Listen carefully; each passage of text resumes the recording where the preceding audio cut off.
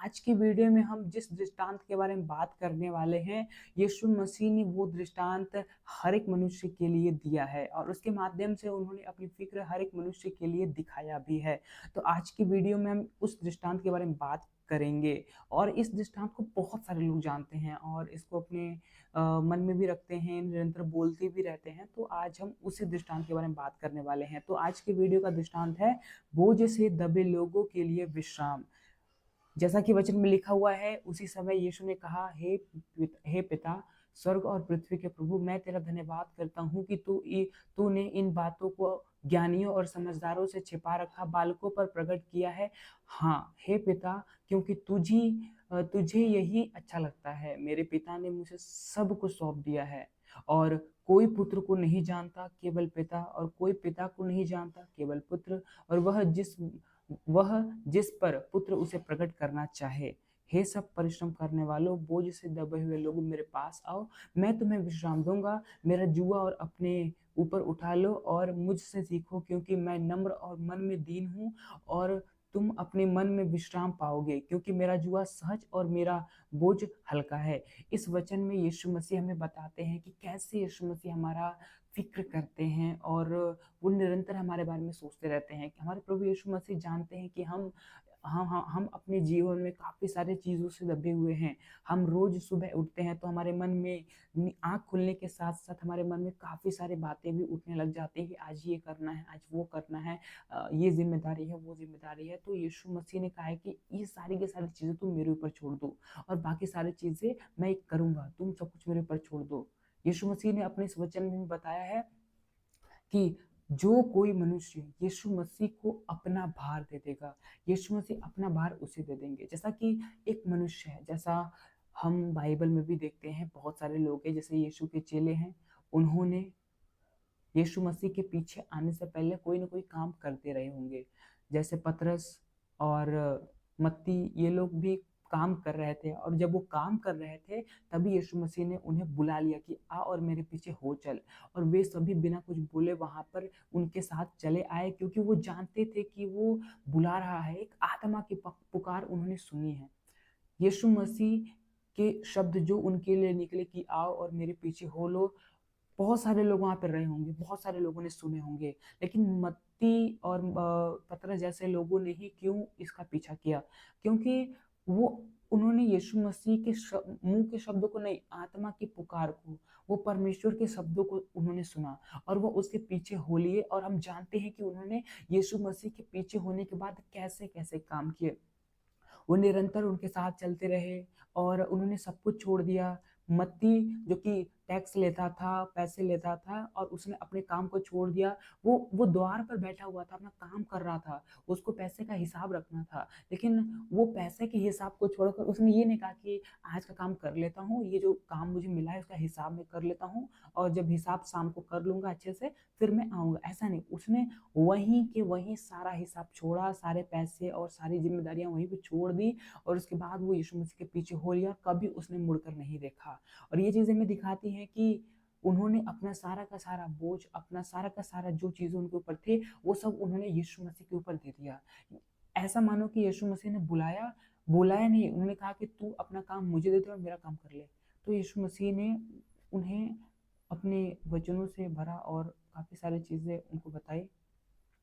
जैसा कि यहाँ पर साफ-साफ लिखा है, उसी समय यीशु ने कहा, हे पिता, स्वर्ग और पृथ्वी के प्रभु, मैं तेरा धन्यवाद करता हूँ कि तूने इन बातों को ज्ञानियों और समझदारों से छिपा रखा है और बालकों पर प्रकट किया है। बालकों पर प्रकट करने का मतलब क्या है? यीशु मसीह इस वचन में ये नहीं कहते कि बच्चों पर प्रकट करना है।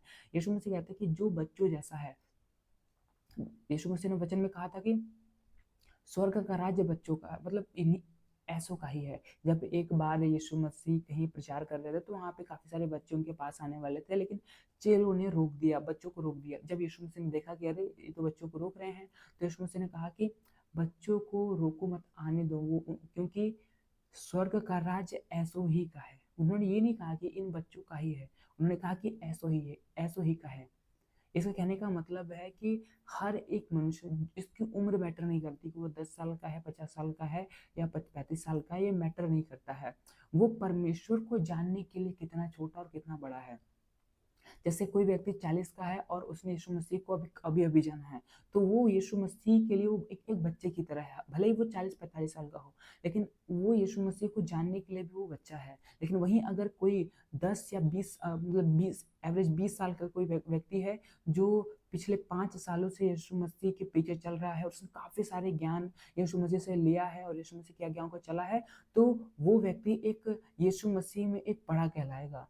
बच्चा वही कहलाएगा। वैसे तो वचन के अकॉर्डिंग कोई भी बड़ा नहीं है। क्योंकि हर एक मनुष्य अपने जीवन भर सीखता रहता है, जीवन भर सीखता रहता है। इसलिए यीशु मसीह ने उन्हें बच्चा कहा, उन्हें बालक कहा, उन्हें समझदार नहीं कहा। उन्होंने कहा कि वो ये बच्चे हैं, ये बालक है। अब बच्चे या बालक कहने का मतलब है क्या आखिर? यीशु मसीह ने ये क्यों नहीं कहा कि अभी बड़े या जवान, उन्होंने बच्चा ही क्यों कहा? जैसा कि हम जानते हैं कि अगर छोटा-सा बच्चा अगर है, अगर वो जन्म लेता है, उसके बाद वो जब अपने घर पर रहता है और कहीं भी रहता है, किसी के भी साथ रहता है, धीरे-धीरे जैसे-जैसे वो बड़ा होता है, तो उसके अंदर एक पूछने की क्षमता आती है कि अरे ये क्या है? अरे ये क्या है? आपने किसी छोटे बच्चे के साथ समय बिताया है, तो आपने ज़रूर देखा होगा कि आपके साथ अगर कोई छोटा बच्चा है, आप कहीं घूमने जा रहे हो कहीं पे, तो वो पूछेंगे, "ये क्या है? ये क्या है?" तो वो बच्चों की जानने की एबिलिटी होती है, वो जानना चाहते हैं। उन्हें ज़बरदस्ती करना नहीं पड़ता कि अरे तुम पूछो, या फिर ज़बरदस्ती नहीं करना पड़ता। वो लोग खुद से पूछते हैं कि अरे ये क्या है? अरे ये क्या है? क्योंकि उनके लिए हर चीज़ें नई होती हैं। वैसे ही यीशु मसीह कहते हैं कि यीशु मसीह में परमेश्वर के वचनों को जानने के लिए हर एक व्यक्ति को एक बच्चा बनना पड़ेगा। जैसे एक बच्चा नई चीज़ों को देखकर पूछता है और हर बार पूछता रहता है जब तक उसे पता न चल जाए, वैसे ही एक व्यक्ति को जब यीशु मसीह को पीछे चल रहा है, वचन को पढ़ रहा है, तो उसको भी निरंतर पूछना पड़ेगा। उसके मन में भी सवाल आने चाहिए। अगर आप वचन पढ़ते हो तो आपके अंदर सवाल होने चाहिए कि हाँ, अरे ये कैसे हो गया? अगर आप यीशु मसीह के मत्ती, मरकुस, लूका, यूहन्ना ये सब पढ़ रहे हो, तो इसमें से आपको सवाल उठने चाहिए कि अरे ये कैसे हो गया? अगर आप पुराने नियम पढ़ते हो तो आपके अंदर सवाल उठने चाहिए कि अरे ये हुआ तो हुआ कैसे? यीशु मसीह ने ये कैसे कह दिया? जैसे नमक और ज्योति का था और यहाँ पर आज बहुत से दबे हुए लोगों में बोला है कि बालक। अब हमने पढ़ तो लिया इसको और हमें समझ भी आ गया कि परमेश्वर कहना चाहता है कि जो भी बहुत से दबे हुए लोग हैं जिनके जीवन में परेशानियाँ हैं, दिक्कतें हैं, ऐसे लोग आएँ और अपनी सारी परेशानी यीशु मसीह को दे दें। सिंपल मोटिव यही है। लेकिन यहाँ पर काफ़ी सारे वर्ड्स ऐसे हैं जिसको हमें समझना बहुत ज़रूरी है। जैसे बालक हो गया, बोझ से दबना हो गया, ये सारी चीज़ें हमें समझना ज़रूरी है कि यीशु मसीह ने ऐसा क्यों कहा है। बालक का तो सेंस समझ आ गया होगा कि ये क्या कहना चाह रहा है, कि मतलब बालक वर्ड से क्या मतलब है। यीशु मसीह ने हमें अपने पास बुलाया है एक बच्चे की तरह, जिससे हम यीशु मसीह के पास जाएँ और उससे पूछें, उससे नम्रता के साथ रहें। अगर आप किसी बड़े को अपने पास बुलाओगे तो बहुत समझदारी से बात करेगा। क्यों? क्योंकि वो समझदार बनना चाहता है। वो दिखाना चाहता है कि वो समझदार है। हालाँकि उसे बहुत चीज़ों का ज्ञान नहीं है, लेकिन सामने वाले से ज़्यादा ही ज्ञान उनके पास है। जैसे अगर कोई छोटा बच्चा है, कोई 10 साल का है, कोई 50 साल का है, तो दोनों में डिफ़रेंस बहुत ज़्यादा है और दोनों अपने आप में कोई भी ज्ञानी नहीं है, कोई भी समझदार नहीं है। लेकिन अगर तुलना किया जाए तो फिर डिफ़रेंस है। 50 साल वाला अधिक अनुभवी है, 10 साल वाला कम अनुभवी है। तो ये ऐज का डिफरेंस है, लेकिन यीशु मसीह में कोई भी ऐज का डिफरेंस नहीं है। कोई यीशु मसीह नहीं कहते कि अरे ऐसा अरे ऐसा। यीशु मसीह कहते हैं कि जितने भी लोग यीशु मसीह को मानते हैं, यीशु मसीह के वचनों पर चलते हैं, ऐसे सभी लोगों को अपने आप को नम्र और दीन बनाना होगा। उसके लिए अपने आप को छोटा बनाना होगा। यीशु मसीह ने अपने आप को इतना छोटा बना लिया कि उसने अपने चेलों के पैर तक धो दिए। और ऐसे-ऐसे काम उसने किए जो कि एक एक प्रसिद्ध व्यक्ति, एक प्रतिष्ठित व्यक्ति नहीं कर सकता है। यीशु मसीह कौन था? राजा था। वो स्वर्ग का राज्याधिकार उसके हाथ में था, वो वहाँ का राजा था। लेकिन फिर भी वो यहाँ पर आकर एक सेवक से भी बहुत छोटा अ, व्यक्ति बन गया वो। तो ये चीज़ हमें दिखाता है कि परमेश्वर अपने आप में कितना बेमिसाल है। वो हमारे लिए क्या-क्या कर रहा है और हम उसके लिए क्या कर रहे हैं। परमेश्वर कहता है कि बोझ से दबे लोगों मेरे पास आओ। तो क्या हम यीशु मसीह के पास जाते हैं? अगर हमारे जीवन में परेशानियाँ आती हैं, अगर सपोज़ दैट अगर हमें कुछ पैसे की ज़रूरत हो गई और हमें अर्जेंट में चाहिए, तो हम तुरंत हमारे माइंड में आता है कि अरे इससे माँगते हैं, उससे माँगते हैं, उससे माँगते हैं, अपने दोस्त से माँगते हैं, अपने इससे माँग किसी से भी माँग लेते हैं। लेकिन एक बार भी क्या ये माइंड में आता है कि चलो हम परमेश्वर से बातें कर लेते हैं? या हम परमेश्वर से पूछते हैं कि आखिर परमेश्वर होगा कैसे? क्या हम परमेश्वर से इस बात को लेकर पूछते हैं? ये हमें सोचना बहुत ज़रूरी है। परमेश्वर कहता है कि मेरे पास तो आओ, अगर मेरे पास ही नहीं आओगे तो फिर मैं तुम्हें दूंगा कैसे, मैं तुम्हारी परेशानियों का हल कैसे करूंगा? क्योंकि वचन साफ साफ कहता है कि बोझ से दबे हुए लोगों मेरे पास आओ, मेरे पास आओ और मैं तुझे विश्राम दूंगा। परमेश्वर ने अपनी शांति बिना मांगे दी है, लेकिन परमेश्वर भी चाहता है कि आप इस, जैसे होता है ना कि अगर हमें कोई फ्री की चीज मिल जाए तो हम उसका कदर नहीं करते। हमें बहुत सारी चीजें फ्री में, से हवा मिल रहा है, पानी मिल रहा है, बहुत सारी चीजें फ्री में मिल रही हैं, लेकिन बहुत सारे लोगों ने उसको बेचना शुरू कर दिया है। लेकिन ये चीजें एक समय था कि फ्री था और हम इसकी कदर नहीं करते हैं। वहीं अगर हम एक बोतल खरीद कर पानी लेकर आए तो उसे जब तक हम खत्म ना हो जाए तब तक हम उसको फेंकते नहीं हैं। वहीं अगर आपको कहीं फ्रीली पानी मिल गया, फ्री में पानी मिल गया, तो आप उसको बेझिझक चाहे जितना उसको यूज करोगे। जैसे जैसे नहाने के लिए हम एक दो बाल्टी यूज कर लेते हैं, अगर किसी के पास बहुत है, मतलब लिमिट नहीं है, तो फिर वो एक दो तीन चार जितना चाहे उतना बाल्टी यूज कर लेता है। लेकिन वहीं अगर उसे खरीद कर करना पड़े, नहाना पड़े, तो फिर वो बहुत कम से कम में ट्राई करेगा, कम से कम हो जाए। यही चीज बताता है कि परमेश्वर हमें भी इसी प्रकार से देख रहा है कि अगर ये परमेश्वर में सब कुछ यूं ही दे देगा तो फिर हम तो उसकी कदर ही नहीं करेंगे। उसके लिए तो हमें योग्य बनना पड़ेगा ना। अगर हम परमेश्वर से कुछ चाहते हैं तो उसके योग्य भी बनना बहुत जरूरी है। हमें उसके योग्य बनना बहुत जरूरी है। परमेश्वर कहता है कि बोझ से दबे हुए लोग, अगर आपके ऊपर परेशानी है, दिक्कत है, आप कुछ सोचते हो, तो इसके लिए आपको सबसे पहले परमेश्वर के पास जाना जरूरी है। जब हम परमेश्वर के पास जाएंगे ही नहीं तो उसका सोल्यूशन कहाँ से मिलेगा? परमेश्वर उसका समाधान करेगा तो करेगा कैसे? कैसे करेगा? हाँ हाँ हाँ, हम उसको कैसे कह सकते हैं कि कर? जब हम खुद ही उसे नहीं मानेंगे, नहीं करेंगे, तो फिर हम केवल बोलकर क्या करेंगे? अगर जैसे आपको किसी व्यक्ति से कुछ चाहिए होगा तो आप उसके पास जाओगे, उससे बात करोगे। कोई बहुत बड़ी चीज चाहिए होगी तो फिर आप उसके एकदम नजदीक जाओगे, पास जाओगे, हो सके तो उसका घर चले जाओगे। लेकिन फोन पे आप सोचो, फोन पे करेंगे तो हो सकता है माने ना माने, चल पास में चलकर मांग लेते हैं। तो अगर आप दूसरे से, इंसान से, एक दूसरे से मांगने के लिए हम ऐसा कर सकते हैं, तो जो परमेश्वर है, जो हमें सब कुछ दे सकता है, मनुष्य तो दे भी सकता है, नहीं भी दे सकता है, लेकिन परमेश्वर तो डेफिनेटली दे सकता है, तो हम उसके साथ क्यों नहीं करें? और आज के इस वीडियो का ये मतलब नहीं है कि मांगो मांगो, मेरा कोई ऐसा मोटिव नहीं है कि मैं आपको ये कहूँ कि आप परमेश्वर से मांगो मांगो, नहीं। मेरा कहने का मतलब है कि आप परमेश्वर के पास जाओ। कोई भी, कुछ भी बात हो, कोई भी चीजें हो, परमेश्वर के पास जाओ, हर बात में परमेश्वर के पास जाओ। पुराने नियम में से बहुत सारे परमेश्वर के दास हुए हैं जो थोड़ी थोड़ी बातों पर अगर उनको कोई भी दिक्कत होता तुरंत परमेश्वर के पास चले जाता और परमेश्वर उनका समाधान भी करता था। परमेश्वर उनको सॉल्व भी करता था और कहता था कि हाँ, मैं मदद जरूर करूंगा, क्यों नहीं करूंगा, तुम मेरे बेटे हो, तुम मेरी आज्ञाओं को मानते हो तो मैं क्यों नहीं करूंगा, जरूर करूंगा। और वो करता था। वो जैसे वो तब करता था वो अब भी कर सकता है।